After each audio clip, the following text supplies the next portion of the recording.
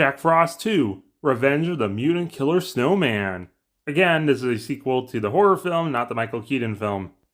The film begins with Sheriff Sam in Letterbox for some reason, telling a tale about Jack Frost. Across 11 states, 38 deaths.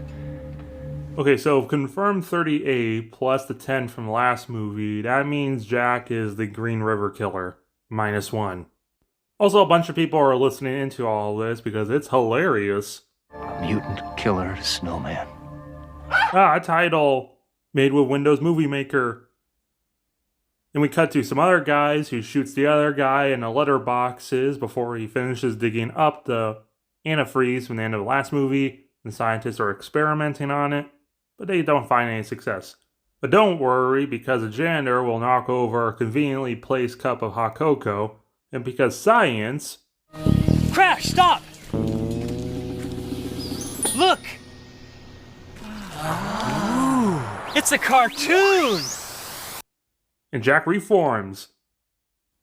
Meanwhile, Sam and Ann are going on vacation. Their kid Ryan is with the cousins, and they're going to beautiful scenic Hawaii, which is where all the film's budget went.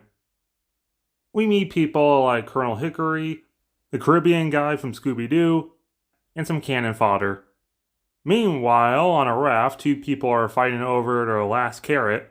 For some reason, one of them is played by Doug Jones. He's usually the guy you get to play the monster themselves, or at least the costume. Also, Jack happens to be swimming by and steals the nose. Oh, fuck! Slashing through the raft. Thank you for the nose. I'm off to the islands. I guess he gave up halfway through that joke. And there's a party going on. And Jack shows up fashionably late. There's a party and I'm not invited. Someone's gonna pay. Sam's feeling down, but then there's someone to try and cheer him up. Captain Fun! Later, three girls are around a campfire. One goes off, and Jack is in a tree for reasons, dropping icicles on them, but keep missing. So eventually... Oh, fuck it! That styrofoam anvil is the best part of the film. One of her friends check in and falls on the icicles, and the other one gets tongued. Later, Colonel and Jamaican man find them, so now it's up to the head of security, Agent Manners. Not the scary dude. Yes. The scary dude. Scary dude's already here. See, I told you last time he was okay after getting nommed by Jack. And he's got facial reconstruction surgery. Also, I hope you really like that little stock music stinger because that's basically his theme song. He's one step ahead of everyone, but also Sam recognizes him. Meanwhile, Ken Jeong is taking a photo of a model and decides to ice her down. So Jack teleports into the cooler, turning into ice cubes, which the model rubs herself down with and eats a few, which makes Jack really mad and makes her head explode, and takes out Ken Jeong. Sheriff Sam senses this. Meet me in reception in 10 minutes. Who is that? Don't turn around. Well, if it's so important, why don't you just talk to me about it right here? I have to pee. Oh.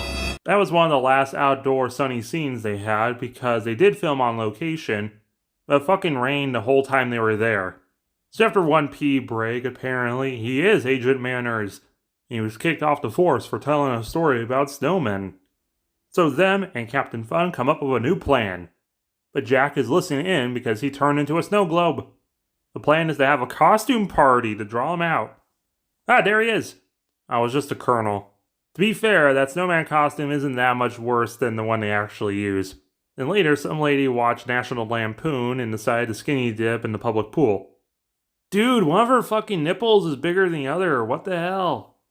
Jack's there and he decides to turn the pool into an ice sheet, and she drowns. And we get our first good look at Jack costume. If you can't tell by now, this film is brought to you by Asahi. Asahi, America's favorite Japanese beer. I'll have an Asahi. Ooh, Asahi sounds good. I'll have an Asahi too. Yeah, make mine an Asahi. Japanese ads are weird. Then Jack freezes over the entire island, and Sheriff Sam is the only one weirded out that it's snowing in Hawaii. And they're nowhere near the mountain. Inevitable Christmas story reference with someone getting their tongue stuck to the pole, but Jack helps him. and Jack ruins the party with his snowballs. Sam uses some antifreeze on Snowman, and Jack is like, what, you think all snowmen look alike? At least this new costume is at least more posable than the last one. All the characters meet up, and they fill the pool of antifreeze, and they try dunking Jack in there, melting him away, but he gets better. He coughs up a snowball, dives into CGI, and he kind of disappears from the film as it becomes Gremlins for a while. And the snowball turns into a minion and attacks everyone in parties. They're seemingly indestructible, and they get manners.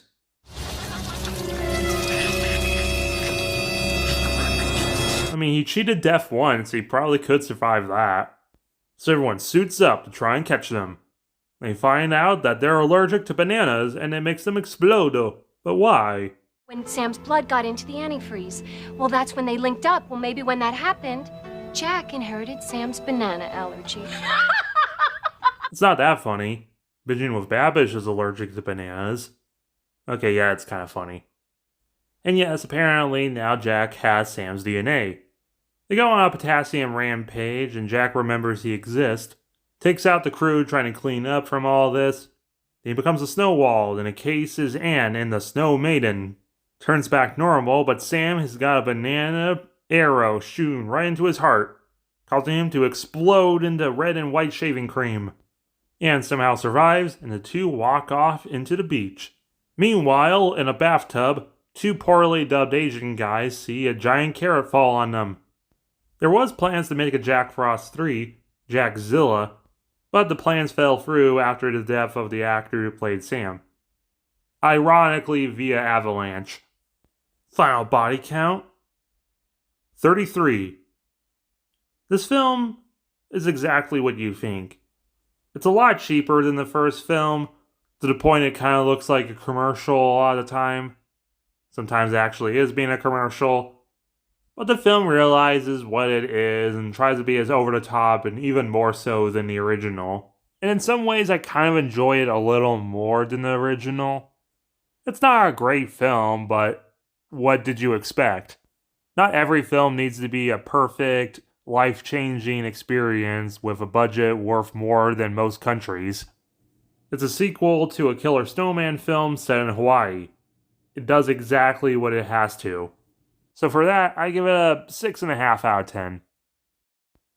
Remember to like, share, comment, and if you're new here, subscribe.